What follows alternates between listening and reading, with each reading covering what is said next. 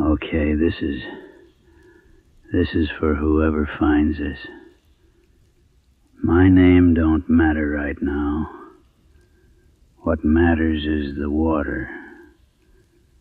The water in the basin is running the wrong way. It's going up the pipe, not down. And I can hear it. I can hear it swallowing. And my reflection. It ain't blinking. I blinked. I blinked 3 times and it just kept looking at me. Like it's waiting for me to stop. Well now, set that dial down a notch, friend. Ain't no need to go rushing off into the dark just yet. Name's Silas Vance.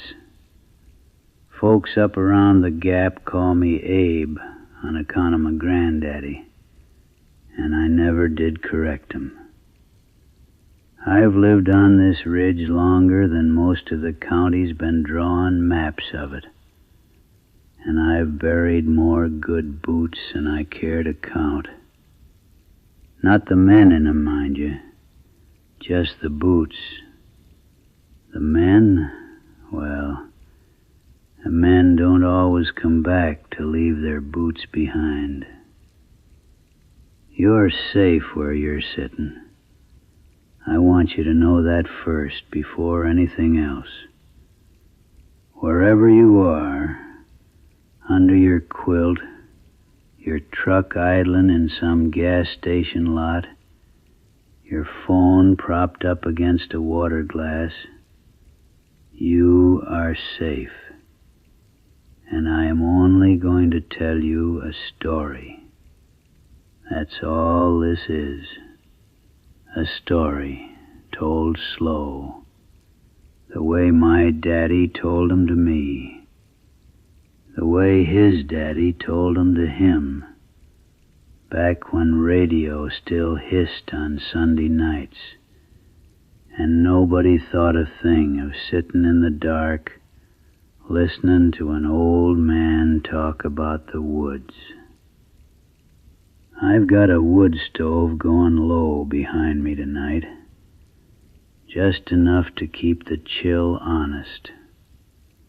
And outside my window, the ridge is doing what it always does this time of year. Going quiet, one creature at a time, till there's nothing left talking but the wind moving through bare branches. That's a good sound to fall asleep to.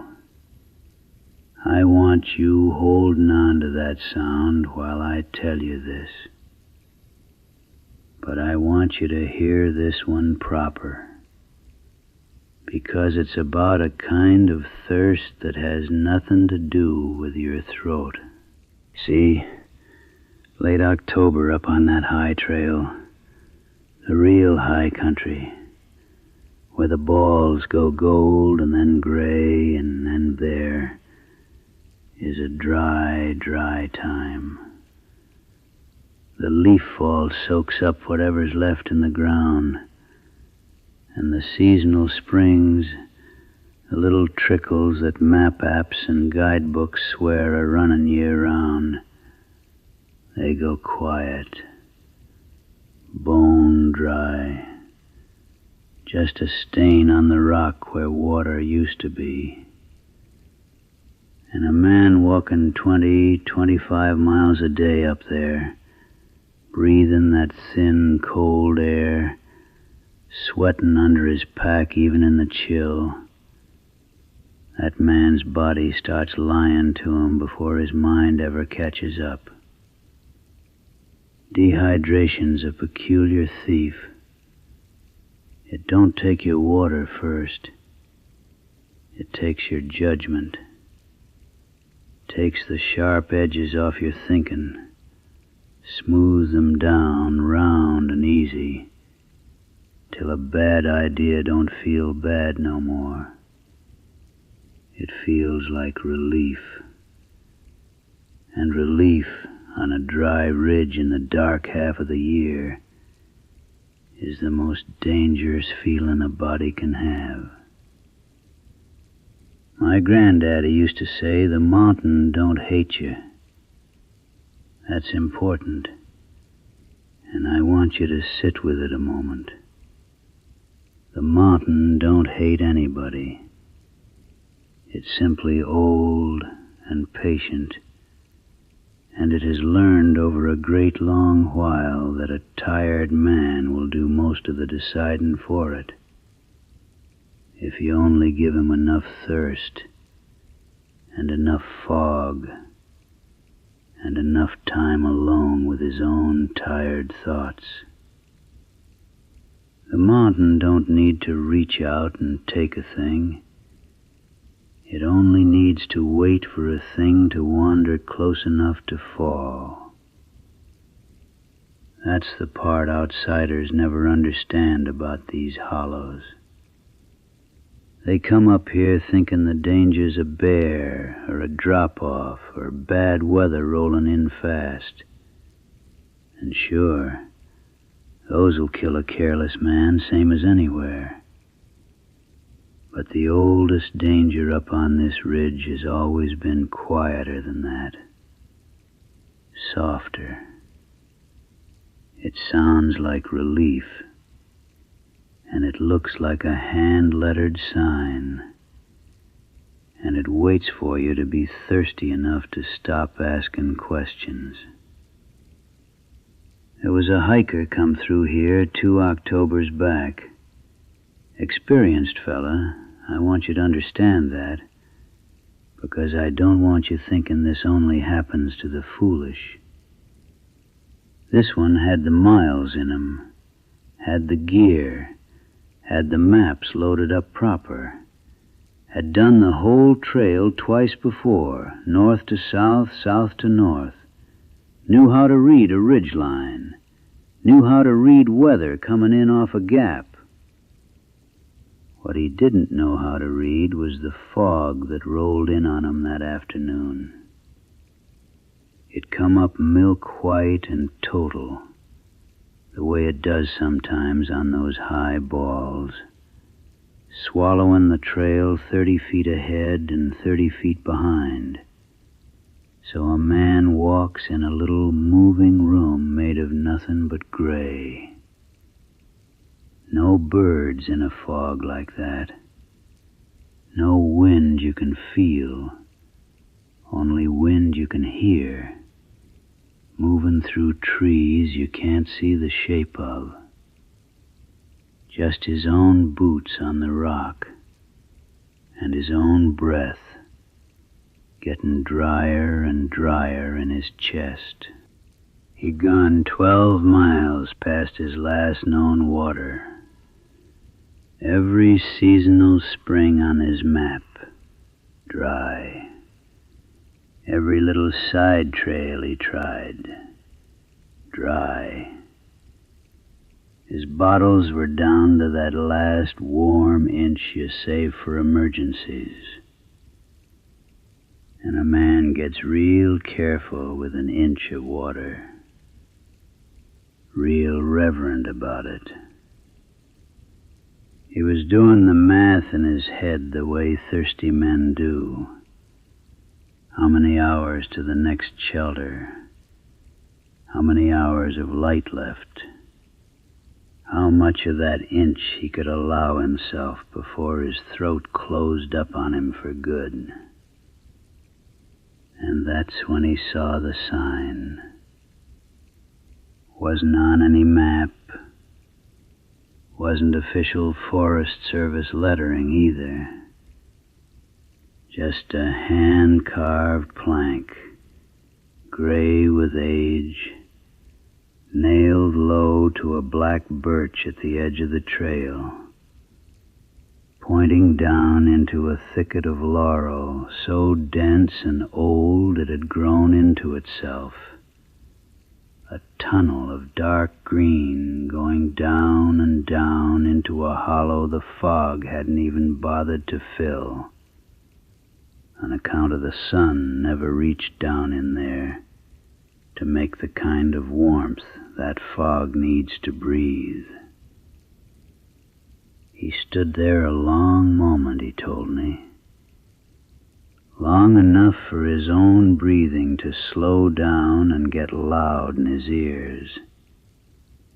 Long enough to notice how the moss on that plank grew thick and soft, the way moss only grows where it's left alone a good long while.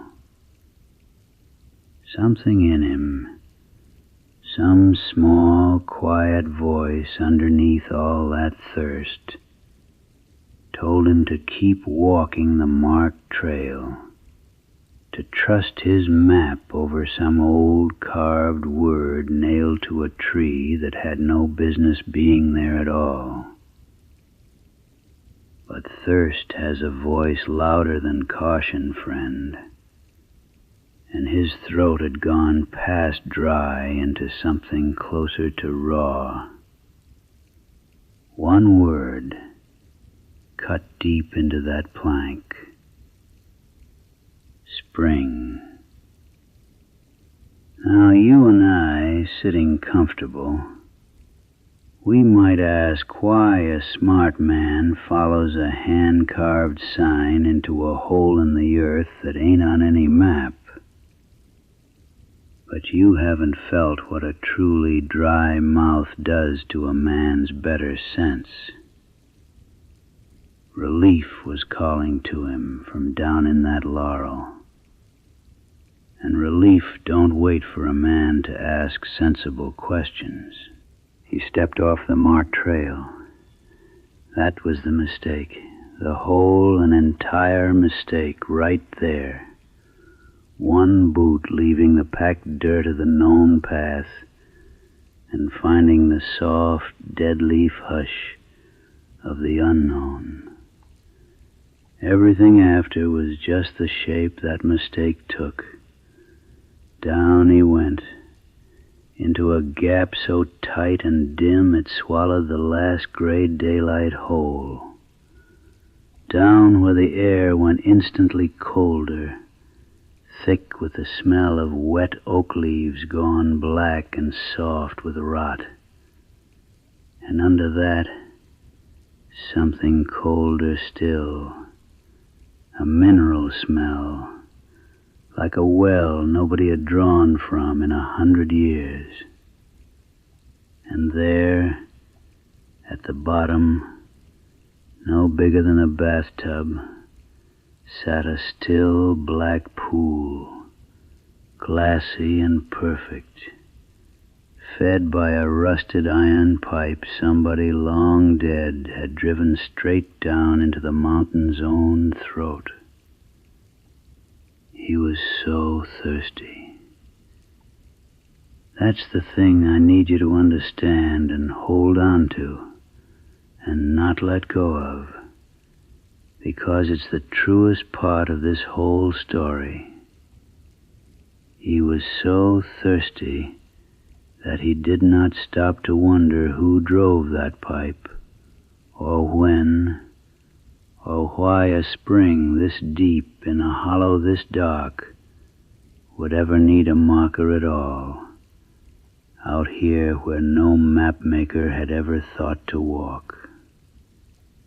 He shrugged off his pack, let it fall heavy into the wet leaves behind him, got down on both knees at the edge of that black little pool, the way a man kneels at an altar, and every ounce of his attention, every last scrap of the awareness that had kept him alive through 20 years of wild country, he poured down into that 6 inches of water in front of his face. Now understand something about hollows like that one. The laurel don't just block the light. It swallows sound, too, wraps it up close and small, so a man kneeling at the bottom of one can't hardly hear past his own hands and his own breath. No bird call reaching down that far. No far-off truck engine on some logging road to remind him the ordinary world was still turning up above. Just him and the pool and the cold coming up off the black water like a held breath waiting to be let out, which left his whole broad back turned, open and unwatching, to the absolute dark of the laurel tunnel behind him. He hooked his gravity filter to that iron pipe with cold, clumsy fingers. You know the sound if you've ever done it yourself. That soft rubber seat pressing snug, then the slow metallic tick, tick, tick as the bladder starts to fill, patient as a clock in an empty house. At first it filled the way it should, tick, tick, tick, and the weight of clean water swelling the bag in his hands, and something in his chest finally easing. The promise of relief so close now he could almost feel it wet on his tongue. Then the ticking changed. It slowed. Then it stuttered. Then, and he told me this himself, told it to me plain and sober, not a man given to fancy. Then it went backward. The water in the clear tubing began to move the wrong direction, not dripping down into his bag no more, but drawing up, out of it, back through the filter, back into that iron pipe, with a low, wet hiss like a held breath finally let go. He watched 3 days' worth of hard-won water get pulled right back out of his own gear, back down into the black little pool, and the pool did not rise one bit to receive it. It just kept it, the way dry ground keeps rain. And that hissing, soft and even and patient, was the only sound in that whole hollow. No birds, no wind reaching down that deep, just the hiss and his own heartbeat, which he said felt slower than it ought to. He leaned in close, confused now beneath the thirst, and switched on his headlamp to see better into that black water. And he saw himself looking back up at him. That's not so strange, you might think. Still water throws a reflection. Every man's seen his own face in a puddle. But this reflection did not move the way reflections are meant to move. He tilted his head to the left. The face in the water stayed dead center, eyes fixed straight up at him. He raised his hand slow, up toward his own jaw, the way a man does without thinking, checking himself. The reflection's hand did not rise to meet it. It stayed exactly as it was, wide-eyed, unblinking, mouth very slightly open, like a man caught mid-word and frozen there, patient as that hollow itself, patient as a thing that has learned it does not need to hurry. He said the worst part wasn't the wrongness of it. The worst part was how familiar it felt, like he'd been looking at that same still, waiting face his whole life, and just never noticed till that hiss started drawing him out through the water, drop by drop, same as his gear. He told me he sat back on his heels a long while, just looking, the way a man will look at a thing his mind refuses to finish understanding all at once. The cold had gone from his knees up into his hips by then, and the hissing from the pipe kept its same slow, patient rhythm. Tick and hiss, tick and hiss. And somewhere in that rhythm he lost count of how long he'd been kneeling there.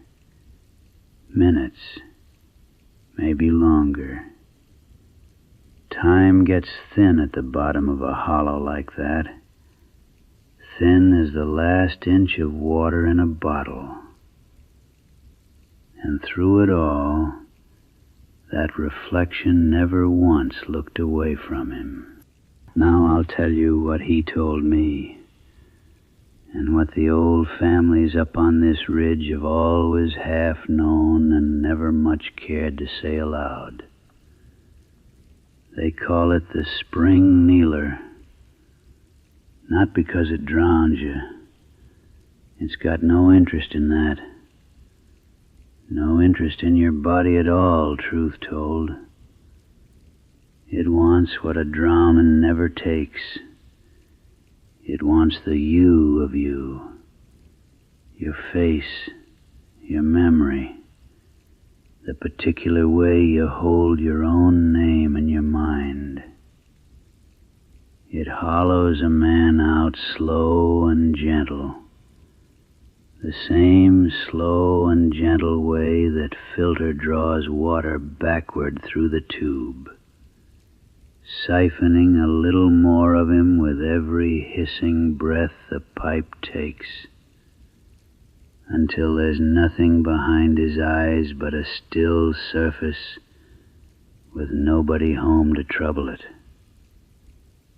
And when it's had its fill, when the last of him is drawn back down into that mineral dark, it rises up out of the pool wearing his shape and his clothes and his boots, and walks back up out of the laurel same as any tired hiker heading for the next shelter.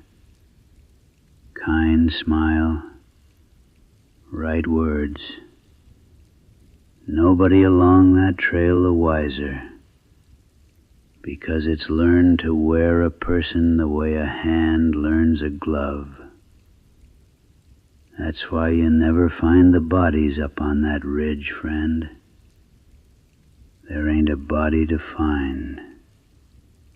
Just a pack, left sittin' in wet leaves at the edge of a black little pool, and a plank of old gray wood, one word carved deep, waitin' on the next dry throat to come stumblin' by. Some of the old families say the sign's been there longer than any of the maps, longer than the trail itself, cut by hands nobody remembers, and nailed to a birch that keeps on livin' long after every other tree around it dies back. Some say it moves a little from season to season, always finding some new stretch of dry ridge to wait along. I don't know if that part's true. I only know I've seen that same carved word twice in my own long life, in two different hollows a good 10 miles apart. And both times I was thirsty enough to read it twice before I made myself turn around. That's the only reason I'm here talking to you tonight, instead of down in some laurel thicket myself, wearing somebody else's boots. So you rest easy now, wherever you are. You're not on any high, dry ridge tonight. You're not 12 miles past your last known water, and there's no fog pressing in close around you, and no hand-carved sign pointing you down into the dark. But should you ever find yourself up there, should the fog come in milk-white and total, and your bottles run down to that last warm inch, and you see a plank of old wood pointing off the marked trail into the laurel, promising you relief, you remember old Abe, and you remember what waits patient at the bottom of that hollow, ticking soft as a clock, hissing soft as a held breath, and you stay on the path. Good night now. Sleep easy.